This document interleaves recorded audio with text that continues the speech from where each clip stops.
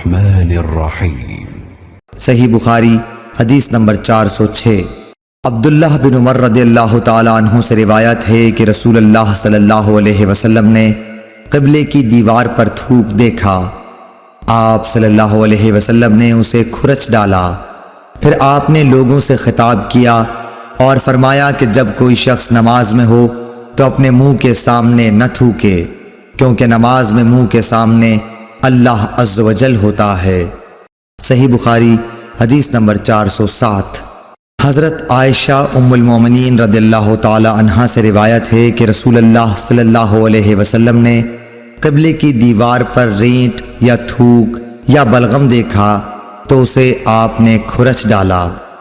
صحیح بخاری حدیث نمبر 408۔ حضرت ابو ہریرہ اور حضرت ابو سعید رضی اللہ تعالی عنہ سے روایت ہے کہ رسول اللہ صلی اللہ علیہ وسلم نے مسجد کی دیوار پر بلغم دیکھا۔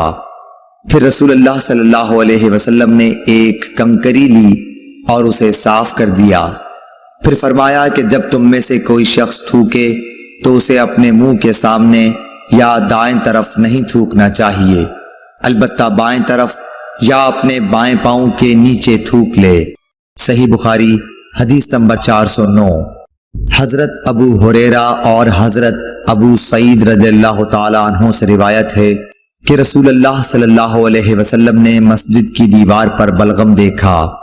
پھر رسول اللہ صلی اللہ علیہ وسلم نے ایک کنکری لی اور اسے صاف کر دیا۔ پھر فرمایا کہ جب تم میں سے کوئی شخص تھوکے تو اسے اپنے منہ کے سامنے یا دائیں طرف نہیں تھوکنا چاہیے، البتہ بائیں طرف یا اپنے بائیں پاؤں کے نیچے تھوک لے۔ صحیح بخاری حدیث نمبر 410۔